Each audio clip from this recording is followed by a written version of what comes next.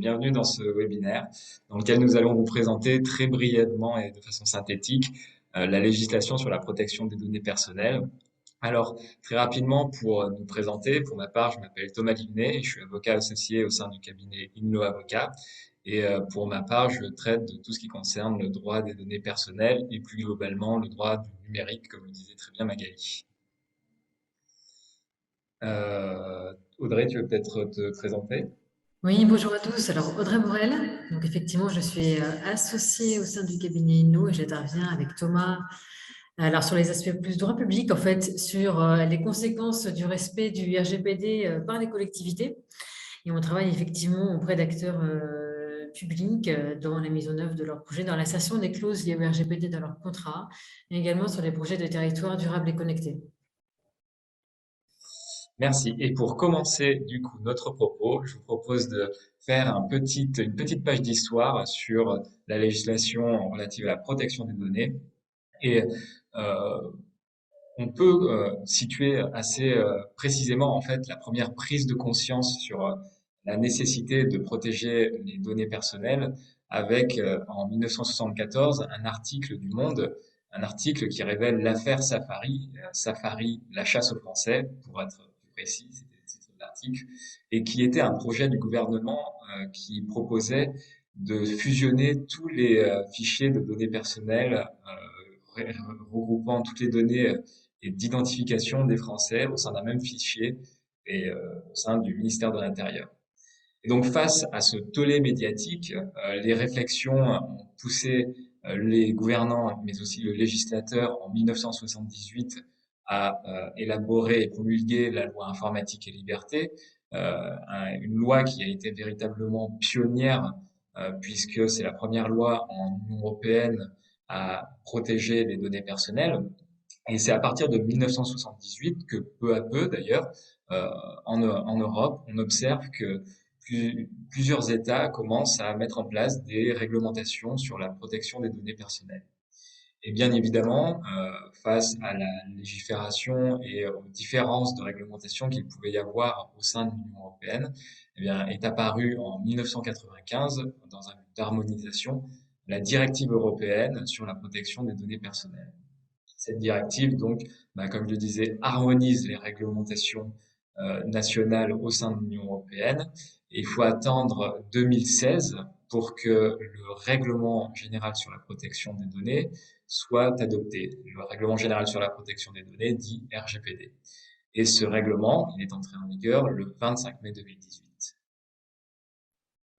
Alors, c'est peut-être limpide pour un certain nombre d'entre vous, mais on le rappelle quand même, hein. Il faut vraiment distinguer tout ce qui traite du RGPD de l'open data. Le webinaire d'aujourd'hui porte sur les RGPD, alors que l'open data concerne vraiment l'obligation qui est imposée aux collectivités, notamment depuis la loi pour une république numérique de 2016, de mettre en ligne un certain nombre de données publiques. Ça ne veut pas dire que l'open data et le RGPD n'ont pas d'imbrication, ne doivent pas se consigner, puisqu'effectivement, quand les collectivités mettent en ligne des données, il faut qu'elles le fassent dans le respect du RGPD et du secret des affaires, mais ça reste quand même deux sujets distincts, régis par une réglementation séparée.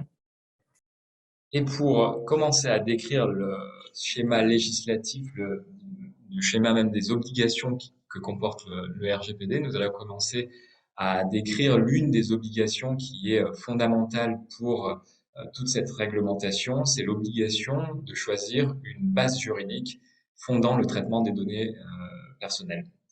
Les bases juridiques, il y en a 6 qui sont listées dans l'article 6 du RGPD, ce qui rend la chose plus facile à retenir d'ailleurs. Et parmi ces bases juridiques, il y a notamment le consentement. On ne peut pas du coup euh, fonder un traitement de données personnelles s'il n'y a pas de base juridique, notamment le consentement, sachant que le consentement doit être libre, spécifique, éclairé, univoque et s'exprimer par un acte positif clair. Excite donc les consentements par opt-out. Mais le consentement n'est pas la seule base juridique qui peut fonder un traitement de données personnelles. En effet, on peut tout à fait fonder le traitement sur d'autres bases et du coup ne pas demander le consentement lorsque, par exemple, le traitement est nécessaire à l'exécution d'une mission d'intérêt public, ou encore lorsqu'il est nécessaire à l'exécution d'un contrat, ou même lorsqu'il est nécessaire au respect d'une obligation légale. il y a d'autres obligations d'autres bases juridiques qui peuvent s'appliquer, mais qui sont moins courantes d'usage. Il ne faut pas oublier véritablement qu'il y a ces 6 fondements et que parmi ces 6 fondements, le consentement n'est pas nécessairement la base qui doit être choisie. Peut-être pour donner deux cas concrets de ce que vient d'expliquer Thomas. Vous le savez tous, une collectivité a une obligation légale de donner un certain nombre d'informations aux citoyens. Ces informations sont listées vraiment dans le CGCT. On ne va pas les lister aujourd'hui, mais par exemple, pour communiquer auprès des citoyens, si une collectivité veut regrouper des bases de mailing list qu'elle a dans le cadre de la gestion, par exemple, des écoles ou des crèches, elle ne peut pas se servir de ces emails, par exemple, pour diffuser des informations sans obtenir le consentement préalable des personnes, justement, qui sont concernées par ces emails. Donc là, voilà, elle doit effectivement demander une autorisation préalable. C'est une première illustration, effectivement, de base juridique que vient d'illustrer Thomas.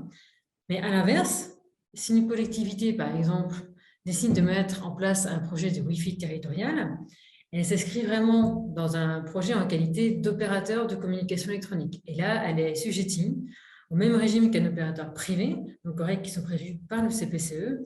Et donc, pour le cas, elle peut diffuser donc des informations sur le fondement de la base légale, sans obtenir le consentement effectivement des personnes concernées. Autre obligation qui est véritablement cardinale dans la réglementation sur la protection des données personnelles, c'est l'information de la personne concernée. Et j'ai même envie de dire, c'est la partie immergée de l'iceberg, puisque c'est l'obligation généralement la plus visible lorsqu'elle est violée.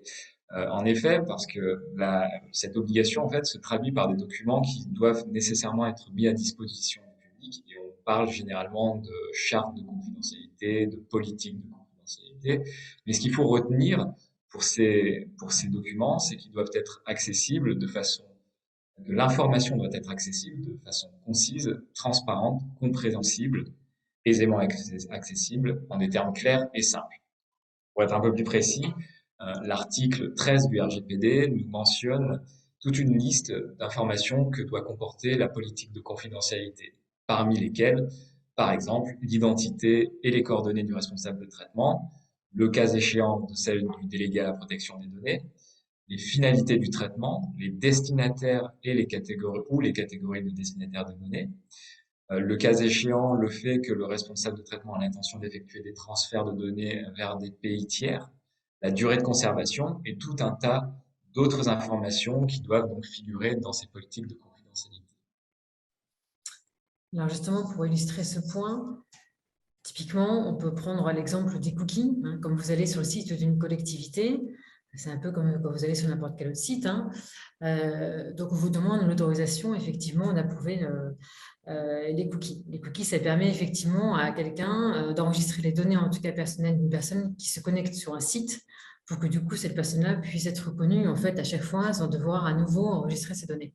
Bon, eh bien, pour que cette personne, du coup, effectivement, puisse agréer la politique du cookie d'une collectivité, la collectivité doit faire figurer sa politique sur son site internet. Alors, le plus souvent, on le voit, ça figure en bas du site de la collectivité. Dans quel cas, n'importe qui, effectivement, peut découvrir les conditions en fait, d'utilisation de ces données personnelles. Autre exemple, davantage appliqué par les gestionnaires de services publics d'une collectivité.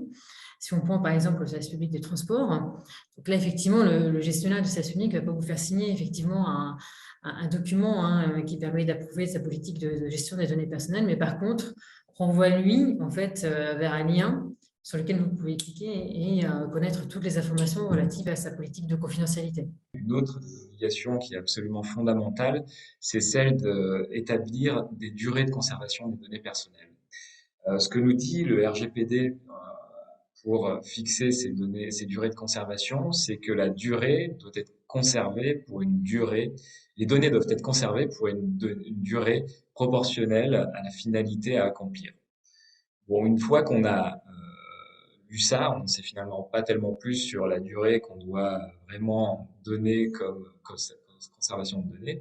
Du coup, le plus simple, en réalité, souvent, c'est de s'en référer soit à la loi, lorsqu'elle donne des durées de conservation, soit même à des recommandations de la CNIL, soit aussi, si en l'absence de ces documents, les anciennes normes simplifiées qui étaient élaborées par la CNIL à l'époque où il fallait encore se faire des déclarations de conformité aux normes simplifiées. Bon, alors concrètement, on pourrait donner plein d'exemples hein, sur la durée de conservation des données personnelles. Bon, là, en l'occurrence, on en a choisi deux parce qu'elles sont traitées différemment. Si on prend un premier exemple qui concerne la vidéoprotection, hein, qui sont vraiment des projets qui ont le vent en poupe, entre guillemets, hein, par les collectivités, bah, typiquement, dans ce cadre-là, les collectivités sont obligées de conserver les données personnelles pendant un mois. Mais à l'inverse, si vous prenez des services publics, on va dire, assez traditionnels comme le transport scolaire ou la restauration, et ben là, les données peuvent être conservées autant que de besoin. Il n'y a pas de durée limite prescrite par les textes. Une question récurrente également est celle de savoir quels sont les droits des personnes concernées. Outre le droit à l'information, dont nous avons parlé tout à l'heure, il y a un certain nombre de droits que les personnes concernées dont les données sont collectées peuvent invoquer face aux responsables de traitement. Parmi lesquels, par exemple, le droit d'accès, c'est-à-dire par exemple le droit d'obtenir une copie de toutes les données que le responsable de traitement détient à son sujet. On a aussi, par exemple, le droit de rectification, qui est le droit de demander la mise à jour des informations détenues à son sujet lorsqu'elles sont inexactes ou incomplètes, ou encore le droit à l'effacement, ou le droit à l'oubli, dans certains cas, qui permet aux personnes concernées de demander à ce que les organisations suppriment leurs données. Par exemple, lorsque les données ne sont plus nécessaires ou lorsque la personne a retiré son consentement. Il y a également d'autres droits qui peuvent être invoqués, comme par exemple le droit à la portabilité, qui est le droit d'obtenir que les données personnelles soient transmises à un autre responsable de traitement sur un format courant. Et il y a toute une série de droits, en fait, comme ça, qui peuvent être invoqués face au responsable de traitement et auxquels le responsable de traitement a l'obligation de répondre. Pour autant, bien sûr, que la demande corresponde bien aux critères qui sont élaborés par le RGPD. Donc là, juste une petite aparté qui n'est pas forcément de nature juridique, mais en réalité, mais plus opérationnelle, hein, mais ce qu'on peut observer en réalité à travers le principe de portabilité des données potentiellement d'une collectivité vers une autre, bah, c'est l'importance effectivement d'utiliser un format de données commun entre acteurs publics. Alors, il n'y a pas de normes en réalité juridiques hein, qui sont imposées à ce sujet, mais effectivement, il faut que les données soient effectivement communiquées sous un format exploitable d'une collectivité à une autre et que notamment bah, les systèmes d'information puissent être potentiellement mutualisés, notamment quand les données sont transférées au sein d'un même EPCI, typiquement entre une agglomération et ses communes, par exemple. Effectivement, on tend davantage à préconiser des systèmes d'information mutualisés, justement pour faciliter tous ces aspects-là, mais davantage sur le plan technique plus que juridique en réalité. Autre question récurrente, c'est celle de savoir si on est obligé de désigner un délégué à la protection des données. Eh bien, la réponse à cette question est assez catégorique, puisque lorsqu'on est une organisation, un organisme public, oui, on est obligé de nommer un délégué à la protection des données. Alors, quel est son rôle à ce délégué à la protection des données, souvent qui est appelé également un DPO, Data Protection Officer? Eh bien, son rôle est d'informer et de conseiller le responsable de traitement ou le sous-traitant et leurs employés. Il est également de diffuser une culture informatique et liberté au sein de la collectivité. Il doit également contrôler le respect du RGPD et du droit national en matière de protection des données. Il peut même réaliser des audits à cet effet. Il a aussi pour mission de conseiller lors de la réalisation d'analyses d'impact relatives à la protection des données, qui sont une obligation très spécifique pour des traitements particulièrement dangereux. Euh, et il a aussi évidemment l'obligation de coopérer avec la CNIL, et il est même un point de contact avec la CNIL. Le délégué à la protection des données doit être quelqu'un qui doit être à l'abri des conflits d'intérêts, évidemment, et il doit rendre compte directement au niveau le plus élevé de sa hiérarchie. Il doit aussi bénéficier d'une liberté dans les analyses et actions qu'il décide d'entreprendre et disposer d'un niveau d'expertise et de moyens suffisants pour exercer son rôle de façon efficace. Alors effectivement, ce délégué doit être effectivement un expert du sujet. Donc ça peut être effectivement un consultant indépendant comme un avocat. Je dis pas ça pour faire notre pub, hein, mais mais c'est le cas. Alors, la question effectivement qui s'est posée, hein, au début, c'était de savoir si les collectivités devaient lancer un appel d'offres, hein, pour désigner un DPO. Donc la réponse est non. Une collectivité peut désigner unilatéralement en fait un DPO sans recourir à la procédure d'appel d'offres.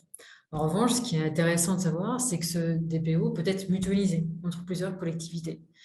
Et ce qui peut être préconisé en tout cas quand au sein d'un même EPCI. Encore une fois, si je reprends l'exemple de l'agglomération, mais ça peut être un autre exemple, une communauté de communes ou une métropole, effectivement, le DPO peut être mutualisé entre l'agglomération et ses membres. Voilà, à travers effectivement l'élaboration d'une convention de mise à disposition, en fait, effectivement, du personnel, d'une mutualisation.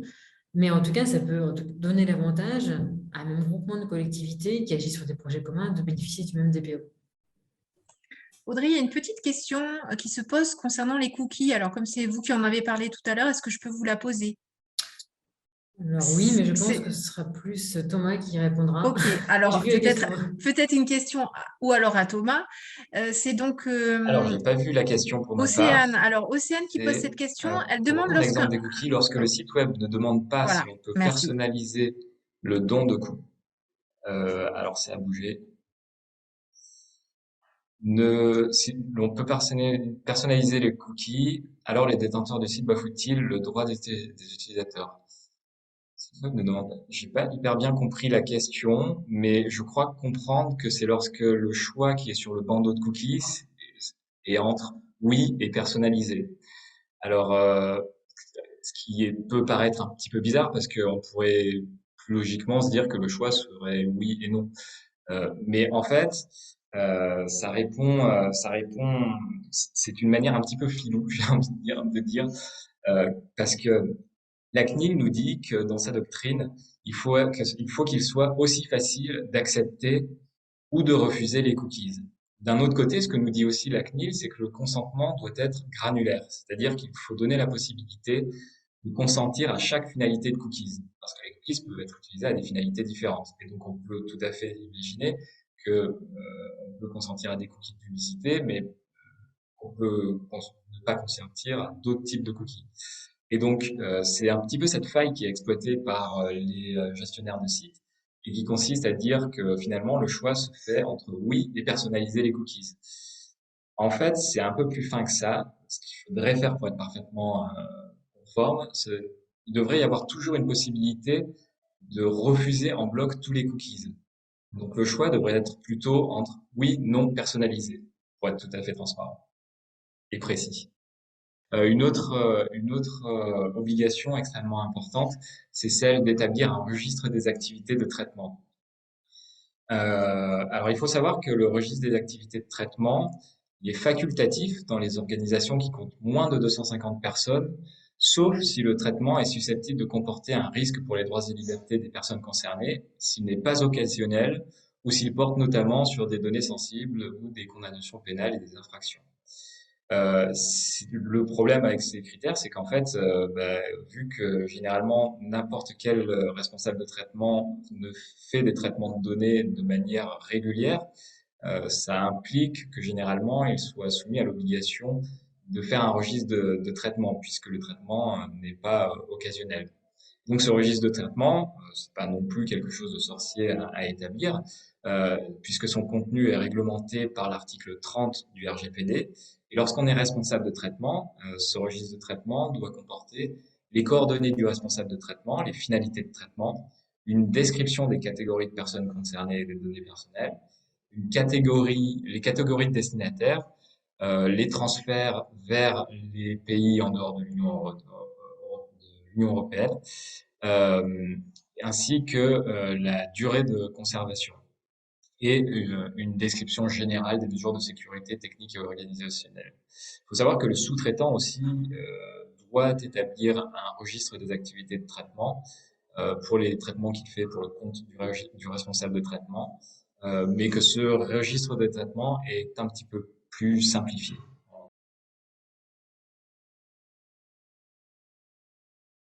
Bah, une collectivité peut toujours lancer un appel d'offres, hein. Enfin, je veux dire, c'est pas une obligation, mais c'est une possibilité, hein. Je veux dire, il n'y a pas de souci. Mais c'est pas le marché public n'est pas forcément la formalité obligatoire pour recruter un DPO. Voilà. En tout cas, à ce jour, en tout cas, les modalités de désignation d'un DPO semblent en tout cas plus souples que le respect des règles de la commande publique. Donc, en gros, on peut tout à fait faire appel à un prestataire extérieur pour être DPO sans mettre en concurrence. Vous pouvez? Alors attention, c'est l'ancienne responsable des marchés publics qui intervient.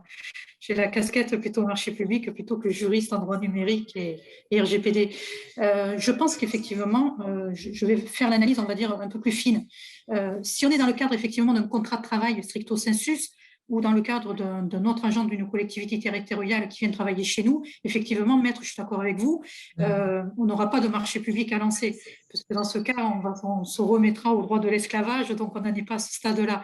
En revanche, si le DPO intervient comme prestataire de service stricto sensus, là, par contre, je pense que oui, il faudra, la collectivité devra passer un marché public.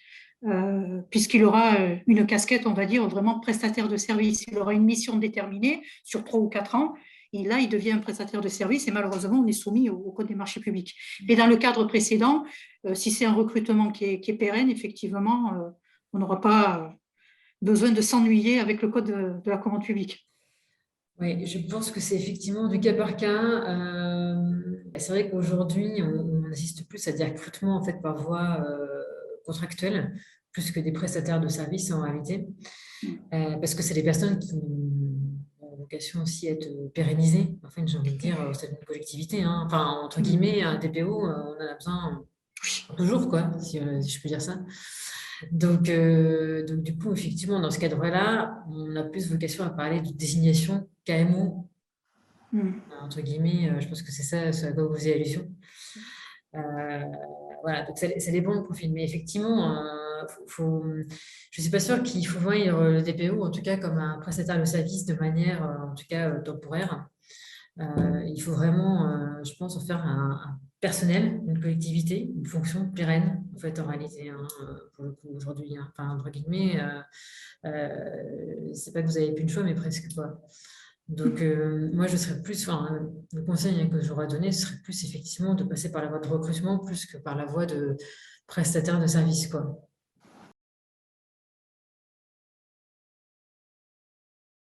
Alors tout à fait. La CNIL est assez claire sur ça. Comme ce que je vous disais, le DPO doit être à l'abri des conflits d'intérêts parce que il contrôle l'application du RGPD au sein de l'entité et du coup, il peut pas être amené à défendre l'entité devant les tribunaux, de même que devant la section devant la section contentieuse de la CNIL. Donc, il peut pas être à la fois défenseur et contrôleur de la conformité au sein de l'entité. C'est pour ça que euh, il est assez, enfin, c'est assez commun de voir des avocats DPO, mais pas toujours, puisque certains sont les conseils de leurs clients, mais sans être DPO, pour justement prévoir le cas où ils seraient amenés à défendre face à la CNIL leurs clients devant la section contentieuse de la CNIL ou devant les tribunaux et ne pas être pris en conflit d'intérêts.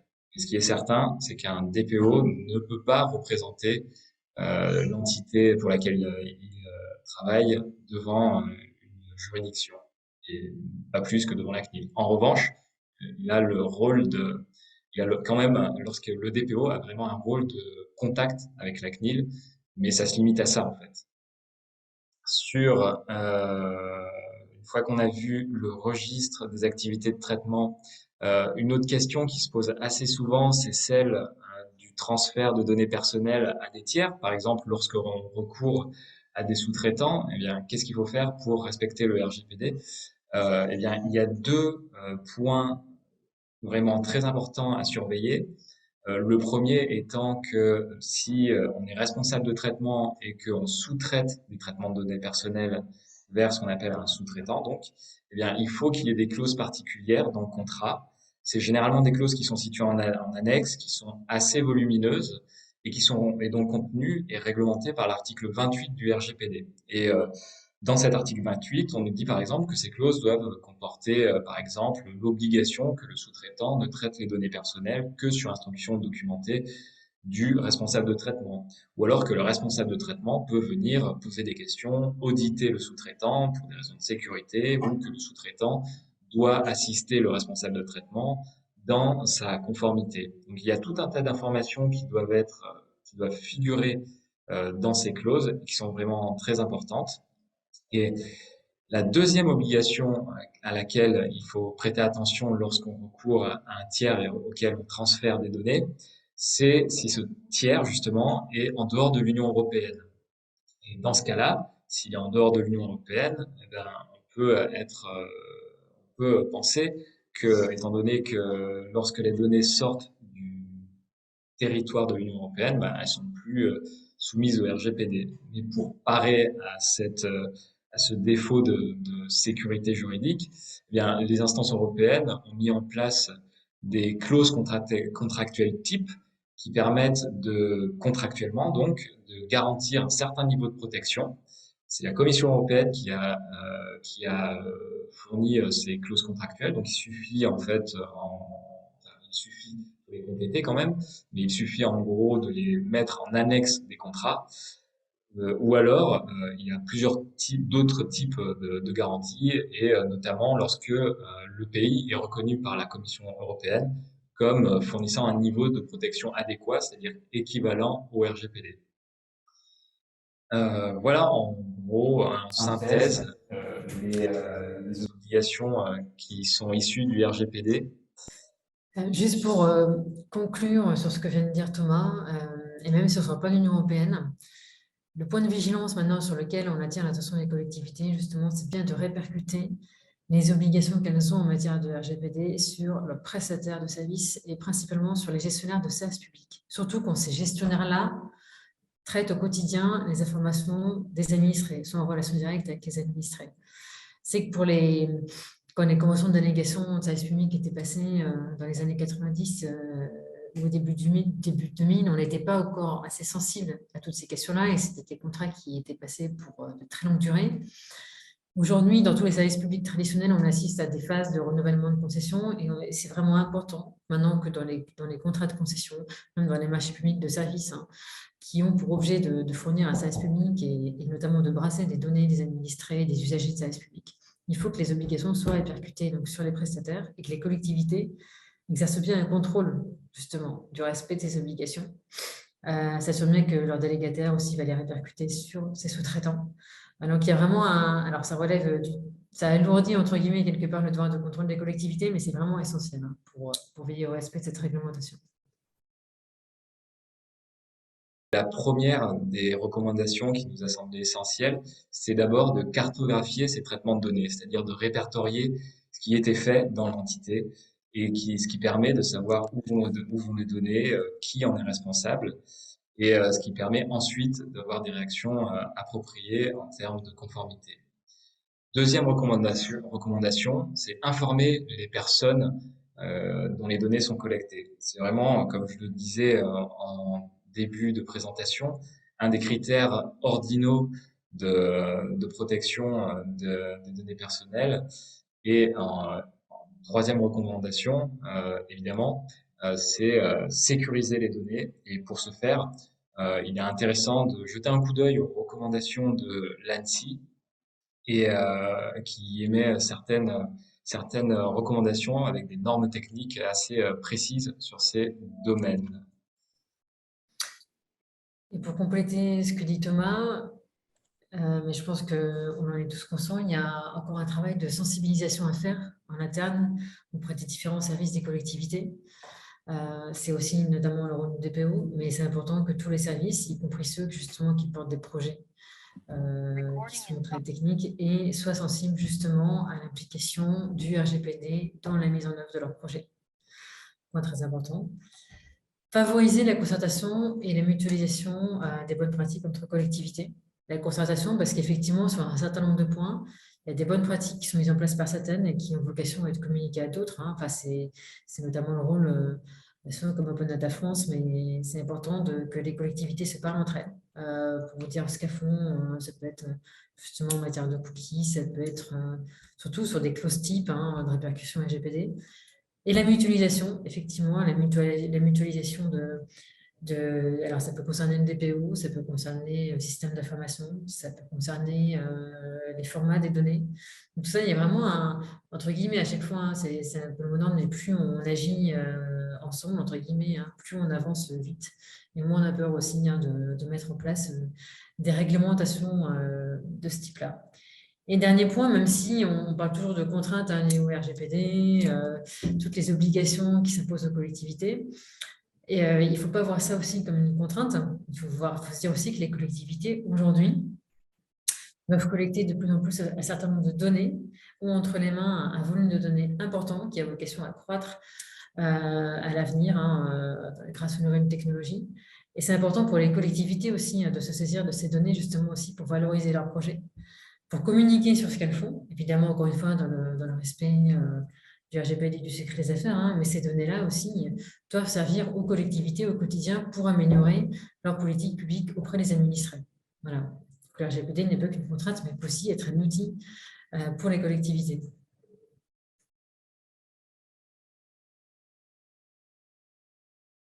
Il y a un cas assez connu, c'est la mise en public des décisions de justice.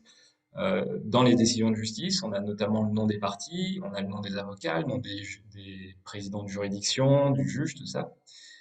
Et c'est éminemment personnel comme données, puisqu'on traite parfois de condamnations pénales, de ce genre de choses. Et du coup, lorsque s'est posé la question de mettre à disposition du public toutes les décisions de justice, ben, on s'est forcément posé la question de savoir est-ce qu'on allait dévoiler toutes les condamnations des gens finalement. Eh bien non, puisque si vous regardez sur Légifrance, vous observerez que les décisions de justice, lorsque il y a des noms de personnes, c'est des monsieur ou madame X ou Y ou Z, mais en tout cas les noms sont floutés. Ce qui n'est pas le cas par exemple pour les noms de sociétés, puisqu'il ne s'agit pas de données personnelles. Les noms de sociétés en revanche sont cités dans les décisions de justice. Donc là, on est dans un exemple clairement où on avait l'obligation de mettre à disposition du public les décisions de justice, mais d'un autre côté, la réglementation sur la protection des données personnelles qui a imposé de supprimer les mentions relatives aux personnes. Mais par exemple, quand une personne privée, en tout cas, sollicite une autorisation auprès d'une collectivité ou participe à un concours, à la connaissance, en tout cas, au préalable, des conditions, effectivement, d'octroi de la décision, de la manière dont la décision va lui être communiquée et éventuellement la publication de cette décision, enfin des données en tout cas qui vont figurer sur la publication de cette décision. Donc à partir de ce moment-là, cette personne-là a été informée en amont en tout cas des conditions dans lesquelles elle participe ou elle sollicite une autorisation, donc entre guillemets. Mais elle ne peut pas dire qu'elle n'était pas au courant que sur une délibération, par exemple, son nom n'allait pas figurer. Ça peut être un premier exemple. Et autre exemple, si on prend l'exemple de la commande publique, où là, les acheteurs doivent publier les données essentielles de leur marché.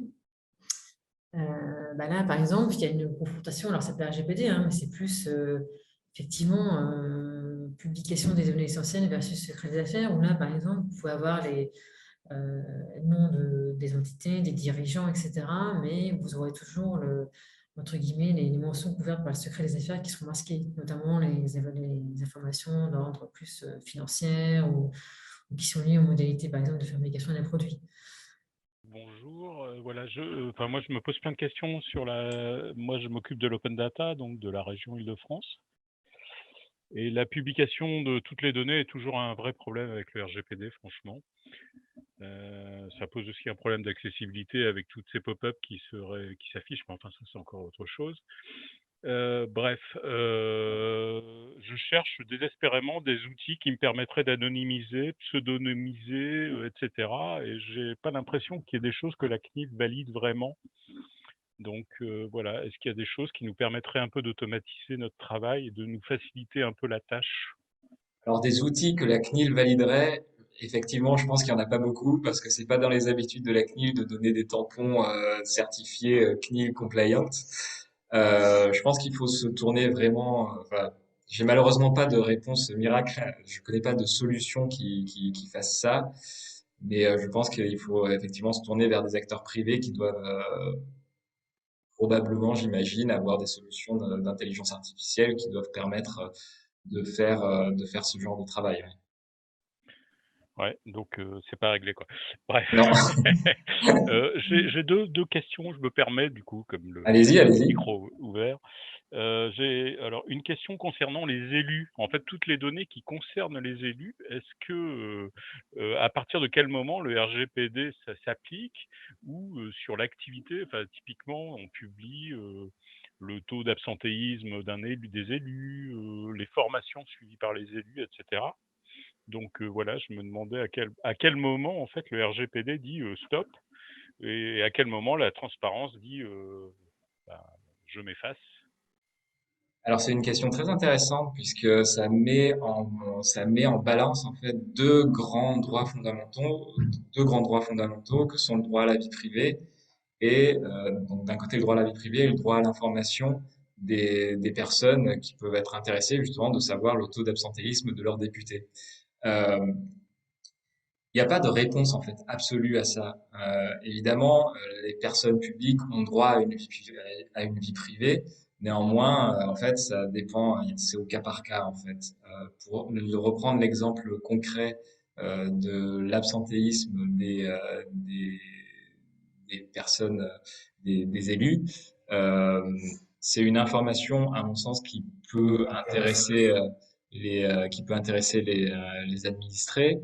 Néanmoins, il faut pas que ce soit non plus enfin, présenté d'une manière qui soit insultante. Là, on arrive un peu plus ou dégradante. On arrive plus sur de la législation sur le journalisme en fait, plus que vraiment de données personnelles. Mais, euh, mais en gros, il n'y a pas de règle absolue à ça. S'agissant S'agissant des élus, je pense, enfin, si on peut avoir une recommandation à donner, quand même, c'est de bien distinguer les informations objectives qui relèvent de la fonction elle-même des élus et de leur vie privée, quoi, concrètement, hein. L'absentéisme, effectivement, pour moi, ferait partie, comme dit Thomas, d'une donnée potentiellement publique, sous réserve de la communiquer de manière neutre et objective, parce que ça relève de leur fonction, pas des modalités d'exercice de leur fonction, entre guillemets. Par contre, une information qui relève de la vie privée de l'élu, dans l'absolu, devrait être considérée comme vraiment du RGPD. Une ultime question, c'est sur un autre point, alors c'est sur la publication de données qui sont pas forcément d'ailleurs en open data. C'est la problème de la photographie et notamment la photographie patrimoniale. C'est-à-dire que est-ce que il me semble que enfin, photographier une maison ou un appartement ou un lieu, ça appartient à un propriétaire, donc est-ce que c'est de la donnée personnelle? Est-ce que ça peut être considéré, alors après, hormis les autres droits, hein, droit à l'image, droit de l'architecte, etc. Mais est-ce que, parce qu'on quelque part, on diffuse aussi un bien d'une personne, donc enfin la photo d'un bien qui est en plus cartographié souvent, enfin qui est géolocalisé. Donc Alors, ça permet quand même d'identifier assez facilement un propriétaire, quoi, par exemple. tout à fait. En fait, ça vient encore télescoper plusieurs autres droits. Ça vient télescoper le droit de propriété, parce que si on parle bien d'un bien privé.